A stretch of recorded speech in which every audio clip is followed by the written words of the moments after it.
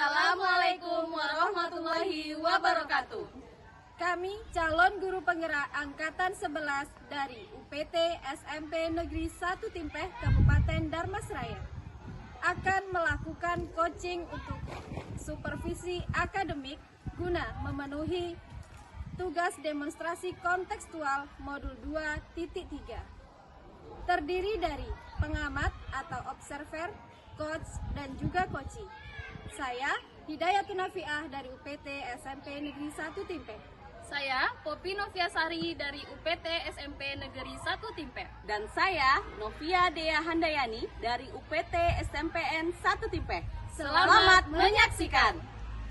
Selamat siang Bu Poppy. Selamat siang Ibu. Bagaimana kabarnya hari ini Bu? Alhamdulillah baik Ibu. Alhamdulillah ya Bu.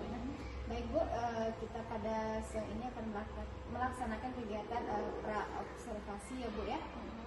Jadi sebelum kita melaksanakan kegiatan coaching, sebagai awal saya akan menanyakan beberapa pertanyaan. Nah, pertanyaan ini berkaitan dengan yang pertama tentang rubrik penilaian ya Bu ya. Bahwa rubrik penilaian yang akan saya tanyakan adalah yang pertama, apakah coaching sudah sesuai dengan alur kita atau belum. Kemudian yang kedua, bagaimana memberikan pertanyaan yang berbobot kepada coaching sehingga nanti coaching merespon dengan baik pertanyaan-pertanyaan yang akan Ibu berikan.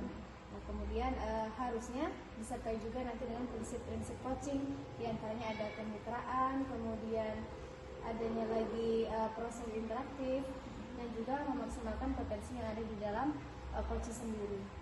Nah, untuk yang pertanyaan pertama ini Bu, yang akan saya tanyakan adalah bagaimana atau kompetensi apa yang akan dikembangkan pada kegiatan coaching kali ini Bu? Jadi seperti ini Bu, kompetensi yang ingin saya kembangkan pada kegiatan coaching kali ini yang pertama yaitu presence atau kehadiran penuh. Nah, jadi kemudian mendengarkan aktif dan juga memberikan pertanyaan yang berbobot nantinya, sehingga dengan pertanyaan-pertanyaan yang berbobot tentunya coaching nanti bisa menggali sendiri apa saja solusi yang bisa dia temukan di dalam permasalahan yang sedang dihadapi. Oh baik, berarti kan permasalahan atau yang ingin Ibu kembangkan adalah reasonnya Bu ya? Iya. Nah, jadi pertanyaan kedua Bu, kompetensi mana saja yang akan Ibu kembangkan secara spesifik lagi Bu? Kalau misalnya secara spesifik yang ingin saya kembangkan yaitu pada coaching kali ini yaitu kompetensi mendengarkan aktif Bu, yang kemudian ingin bisa saya memberikan pertanyaan berbobot tadi. Jadi dengan memberikan dengan adanya mendengarkan aktif tadi, sehingga nantinya pertanyaan-pertanyaan berbobot itu akan muncul dengan sendirinya. Saya rasa seperti itu.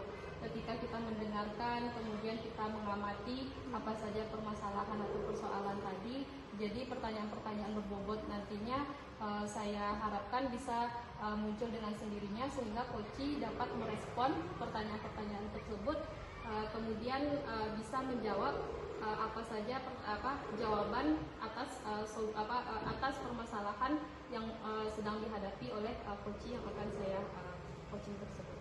Baik Bu, berarti dari penjelasan Ibu tadi Bu, ada 3 kompetensi yang harus dimiliki sebagai seorang coach sebenarnya ya Bu ya. Namun secara spesifik Ibu ingin mengembangkan potensi mendengarkan dengan baik ya Bu ya, atau mendengarkan dengan baik, mendengarkan dengan rasa, mendengarkan dengan apa Bu tadi ya, mendengarkan secara Aktif. mendengar aktif ya Bu ya, betul sekali. Nah, kira-kira indikator yang diinginkan oleh Ibu supaya proses coaching ini dapat terlaksana baik atau sesuai dengan target Ibu, apa indikatornya Bu? Nah, jadi pada proses coaching nanti saya menginginkan coaching ini bisa menemukan solusi dari permasalahan-permasalahan yang mereka yang dihadapinya, kemudian bisa menemukan langkah-langkah dalam mengatasi permasalahan yang sedang dihadapi. Jadi tentunya coaching sendiri yang dapat menggali potensi-potensi yang ada pada dirinya sendiri, kemudian nantinya potensi-potensi itulah yang dapat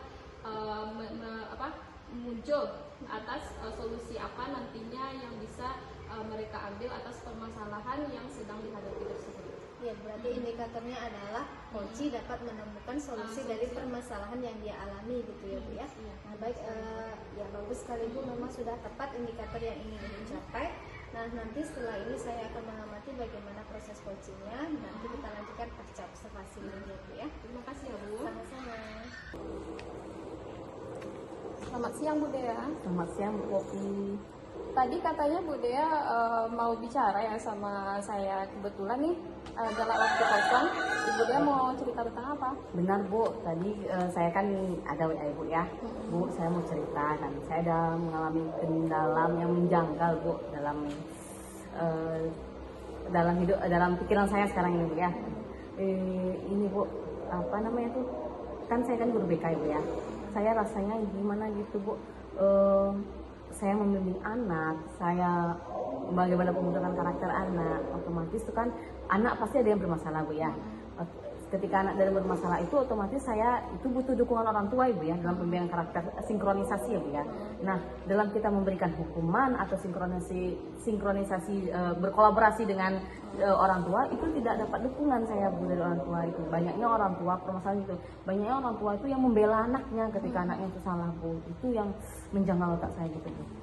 Jadi kendala yang Ibu hadapi ketika ada permasalahan anak, kemudian orang tua tidak begitu tidak begitu mendukung ya Bu. Benar sekali Bu, ya seperti itu Bu.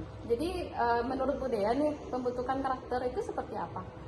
Saya inginnya kita berjalan dengan disiplin positif ya Bu ya. Sekolah kita ini ingin berjalan dengan disiplin positif. Anak melakukan kesalahan itu punya konsekuensi ya Bu ya, mendapatkan konsekuensi yang sesuai dengan apa yang telah kita tetapkan sesuai dengan kesepakatan sekolah kita ya Bu ya. Nah, ada beberapa pembentukan karakter itu saya inginnya orang tua gini, berkolaborasi. Baik Bu, kami akan juga membimbingnya, bukan membela, bukan malah menghakimi pihak sekolah, bukan malah menghakimi wali kelas, menanyakan itu kan. Tapi yang saya inginkan seperti itu Bu, bukan mereka yang menyalahkan kita sekolah, ya kan. Saya inginnya kita berkolaborasi. Baik Bu, kita bimbing sama-sama. Jadi nantinya informasi di sekolah enak diterima juga di rumah, dan di rumah juga enak juga kami terima di sekolah. Bu, di rumah dia juga seperti ini Bu, coba tanyain, dan kita juga bisa apa masalahnya sama orang tuanya Bu ya. Dan ketika kita juga punya anak punya masalah di sekolah, mereka juga saya inginnya orang tua itu juga seperti itu Bu, merespon dengan baik gitu, bukan malah mendengarkan anak dan langsung marah-marah ke kitanya Bu. Jadi tentu saja betul sekali apa yang Ibu Dea katakan tadi, bahwa kita tentunya sebagai guru juga mestinya berkolaborasi ya Bu dengan wali murid, karena kita sendiri juga tidak 24 jam bersama anak tersebut. Jadi apapun permasalahannya nanti di sekolah, tentu kita tidak tahu bagaimana anak tersebut di rumah seperti apa, dan bisa juga kita terapkan nanti di sekolah ketika ada permasalahan yang dimunculkan dari di rumah ayah. Ya betul sekali Bu. Jadi yang menyebabkan hal itu terjadi kira-kira apa ya Bu? Mungkin ya Bu, dari penyebabnya adanya miskomunikasi, tidak adanya kolaborasi kita dengan orang tua itu mungkin satu. satu, kita kurang mengadakan kerjasama, ya kurang adanya program dari sekolah, tidak ada, malah memang bisa dikatakan tidak ada ya kayaknya, tidak ada program dari sekolah.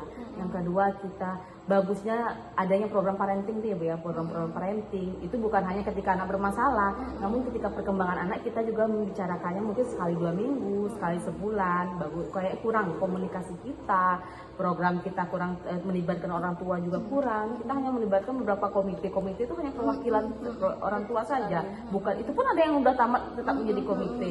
Nah sementara kita anak-anak kita sudah berganti. Nah kayaknya kurang penelibatan itu saya rasa penyebab. Yang kedua ya kurang minimnya pengetahuan orang tua terhadap bagaimana perkembangan karakter anak gitu, perkembangan anak tersebut Bu. Setuju sekali saya Bu, karena penyebab itu banyak sekali faktornya ya Bu, terutama dari yang Ibu sampaikan tadi, mungkin adanya miskomunikasi, kemudian kurangnya pengetahuan orang tua terhadap apa yang sebenarnya kita ingin melakukan hal yang terbaik untuk anaknya, tetapi dia tidak bisa terima seperti itu ya Bu. Nah jadi apa nih yang bakalin Ibu lakukan untuk mengatasi hal tersebut? Ini Bu, saya sudah ada wacana-wacana ingin membuat program parenting education itu. Mungkin dengan program parenting education ini dilaksanakan, mungkin salahnya sih itu di saya sih belum ada dilaksanakan. Saya belum memberikan program parenting ketika anak bermasalah saja. Saya panggil, otomatis orang tua itu terkejut, padahal dia tahunya anaknya baik. Sementara kita kan tahu kan perkembangan anak yang baik di rumah tuh belum tentu dia mengekspresikannya di sekolah ya Bu ya. Nah, harusnya kita mengetahui itu, memberikan edukasi itu tersebut dengan minimnya pendidikan orang tua. Harusnya kita memberikan edukasi, apalagi edukasi kepada orang tua itu bahwasanya apa gejolak-gejolak anak, sosial anak. Nah mungkin saya akan membuat program parenting education itu Bu, untuk pertama mungkin itu supaya nantinya komunikasi, kesepakatan kita dengan orang tua itu terjalan dengan baik gitu Bu. Bagus sekali ya Bu, ide yang Ibu sampaikan tadi, berarti Ibu akan melaksanakan grup parenting ini untuk kedepannya ya Bu. Jadi kalau untuk penerapan di jangka waktu yang cepat ini atas permasalahan yang Ibu hadapi itu seperti apa kira-kira? Mungkin saya ingin buat dulu bagaimana bentuk programnya Bu ya. Lalu saya diskusikan ke kepala sekolah ya Bu ya. Kepala sekolah nantinya, baru nanti kepala sekolah mungkin kita akan bersinergi dengan berkolaborasi dengan wali kelas. Otomatisnya tidak lepas dengan wali kelas Bu ya. Wali kelas nanti baru diwacanakan, baru kita nanti sosialisasi ke orang tua tersebut, bagaimana pengadaannya sekali sebulan kah, nanti baru kita atur siapa pematerinya, perlu pemateri di luar kah atau tidak, rencananya seperti itu Bu kan. Ya, karena kalau kita hanya menggurui, orang tua itu tidak suka atau tidak senang gitu, bagusnya dari luar juga gitu. Jadi ada tahapannya nanti dari kepala sekolah, dari wali kelas dulu, kepala sekolah, nanti ada sosialisasinya dengan wali murid tentunya. Jadi dengan adanya sosialisasi tersebut kita mendatangkan narasumber dari luar, nantinya semoga nantinya dapat membuka wawasan atau pengetahuan wali murid tentang apa saja sih kendala-kendala yang bisa dihadapi terhadap anak yang anak-anak tersebut. Nah kemudian Ibu, apa saja kekuatan yang Ibu miliki sehingga rencana atau apapun tahapan-tahapan yang Ibu sampaikan tadi dapat terlaksana dengan baik? Insya Allah kekuatan saya miliki Bu ya. Saya sudah pernah mengikuti pelatihan tentang parenting education ini Bu, di seminar gitu Bu, di online. Nah, itu yang kedua, sedikit tidaknya bisa membuat program tersebut. Yang kedua mungkin komunikasi gitu, bagaimana cara kita komunikasi yang baik gitu, cara komunikasi baik untuk menyentuh orang tua tersebut tuh untuk agar tidak tersinggung gitu Bu. Jadi dengan adanya praktik baik yang sudah Ibu lakukan, yang sudah Ibu terapkan sebelumnya, itu juga akan menjadikan pegangan bagi Ibu atau kekuatan bagi Ibu nantinya ya Bu di dalam pelaksanaan kegiatan tersebut. Nah jadi kapan Ibu kira-kira Ibu akan melaksanakan rencana tersebut? Mungkin cepatnya kali ya Bu ya. Mungkin cepatnya kalinya saya akan buat program, saya rampungkan program tersebut, terus saya coba tanyakan kepada bapak kepala sekolah. Nantinya kalau seandainya di CC baru saya minta bantuan sama wali kelas atau bapak langsung mengumpulkan wali kelas ya Bu ya. Setuju sekali saya Bu. Jadi kira-kira nih siapa saja orang-orang yang akan membantu rencana Ibu ini agar dapat terlaksana dengan baik? Otomatis itu kepala sekolah Bu ya, karena agar berjalan program ini dengan bagus kepala sekolah. Yang kedua wali kelas, Yang ketiga otomatis tuh para komite yang mendukung ini. Seandainya dari dana tuh otomatis dari komite ya Bu ya, bisa dari dana BOS. Soalnya kan mendatangkan orang pihak ketiga tuh harus ada dana juga Bu ya. Terus orang tua tersebut juga gitu. Jadinya dukungan terhadap kegiatan ini tentunya kita tidak bisa jalan sendiri ya Bu. Iya, Bu. Kita butuh orang atau butuh apa saja yang bisa mendukung kita terhadap pelaksanaan atau rencana ini supaya bisa terlaksana dengan baik ya. Iya, Jadi bagaimana sekarang Bu dengan permasalahan yang Ibu hadapi tadi, apakah sudah mendapatkan solusinya dari Insya Allah, pembicaraan Bu kita? Poppy. Dari terbuka wawasan saya Bu kan. Sebenarnya gitu Bu, dari dulu tuh nggak ada apalah ya gitu kan rasanya yang akan saya berikan gitu kepada orang tua. Kok nggak paham orang tuanya terhadap permasalahan perkembangan anaknya. Sementara kan ada beberapa perkembangan anak, bahwasanya anak yang di rumah pendiam tidak luput, dia bukan pendiam jadi sekolah, berarti dia membebas ekspresinya di sekolah. Jadi kayaknya itu yang saya perlu apa ya, sudah berkomunikasi dengan Bu Poppy itu saya udah keluar gitu ide saya gitu. Oh iya gitu, kayaknya harus cepatnya gitu komunikasi. Jadi dengan adanya percakapan atau interaksi Iya. ini, jadi Ibu sudah menemukan solusinya Iya. tadi Bu terhadap permasalahan Iya. yang sudah Ibu hadapi. Kira-kira nih apa ada masalah lain yang masih mengganjal di hati Ibu kira-kira? Enggak Bu, Tidak. nanti kalau seandainya dalam pelaksanaan program itu saya masih ada masalah lagi, nanti saya cerita ke Ibu lagi ya, mudah-mudahan terbuka lah wawasan saya lagi ya Bu ya. Baik Bu. Makasih banyak ya Bu ya. Ya, sama-sama Ibu. Selamat siang Bu Poppy. Bagaimana kabarnya Bu setelah melakukan coaching?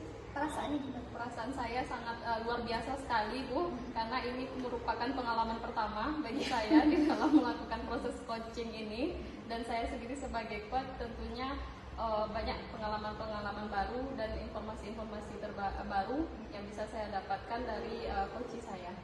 Baik, saya tadi sebagai observer ya Bu ya, sudah mengamati bagaimana proses coaching yang sudah Ibu lakukan bersama Ibu ya. Ternyata sudah luar biasa, sudah bagus, berjalan dengan lancar. Semua indikator atau kompetensi yang sudah kita rencanakan di praobservasi sudah terangkum di dalam proses coaching yang sudah Ibu lakukan. Nah, namun sebelum penutup ya Bu ya, saya akan mengajukan beberapa pertanyaan pasca observasi. Nah, terkait pertanyaan pertama yaitu apa saja yang sudah Ibu lakukan di dalam proses coaching tadi? Yang sudah saya lakukan diantaranya yaitu dengan menggunakan alur tirta tadi Bu, seperti yang sudah kita ketahui. Yang pertama yaitu saya menanyakan tujuan, kemudian identifikasi masalahnya seperti apa, rencana aksi, dan tanggung jawab berupa komitmen apa yang nantinya dilakukan oleh coach saya sendiri. Kemudian sehingga melalui alur-alur tersebut dapat menggali informasi atas potensi-potensi yang untuk menentukan solusi dari permasalahan yang sedang dihadapi oleh coach, sehingga nantinya solusi tersebut bisa ditimbulkan oleh coach sendiri, seperti itu Bu.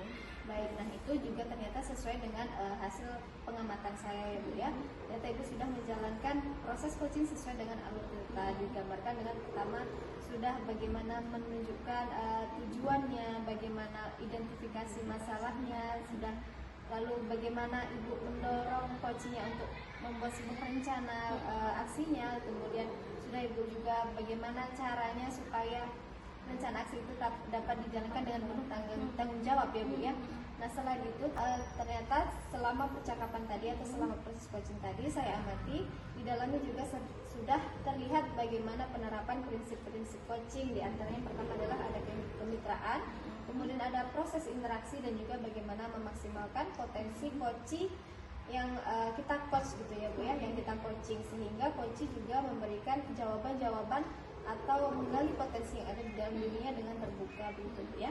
Nah pertanyaan terakhir Bu sebelum kita mengakhiri pasca observasi kali ini, kira-kira kompetensi apa lagi selain kompetensi prism tadi yang ingin Ibu kembangkan ya, kompetensi apa lagi yang ingin Ibu kembangkan setelah ini? Yang ingin saya kembangkan tentunya yaitu ini Bu, mengajukan pertanyaan yang berbobot. Nah, jadi karena menurut saya dengan mengajukan pertanyaan yang berbobot yang sesuai dengan alurnya tadi, kemudian pertanyaan-pertanyaan tersebut tentunya dapat menggali potensi-potensi yang ada pada diri coach saya, sehingga dengan adanya pertanyaan tersebut coach dapat menjawab pertanyaan-pertanyaannya berdasarkan solusi-solusi apa saja yang nantinya bisa mereka cari cari sendiri melalui potensi dirinya tadi. Itu sangat penting sekali bagi saya, Bu. Pertanyaan yang berbobot itu mungkin yang akan saya kembangkan ke depannya, dan saya juga akan berlatih lagi bagaimana menjadi coach yang sesungguhnya dengan pertanyaan-pertanyaan yang berbobot tadi, sehingga proses coaching ini tidak kaku, menjadi proses yang santai tetapi memiliki makna di dalamnya dari solusi atau permasalahan yang dimunculkan oleh coach saya. Luar biasa sekali Ibu. Jadi selain tadi prison yang sudah Ibu latih, ternyata Ibu juga sudah maksimal di dalam coaching ya Bu ya. Ada lagi kompetensi yang ingin Ibu kembangkan, yaitu dengan mengajukan pertanyaan yang berbobot, karena ini penting sekali dalam proses coaching supaya coach kita juga merasa terbuka, merasa nyaman dengan kita sebagai coachnya di grup ya.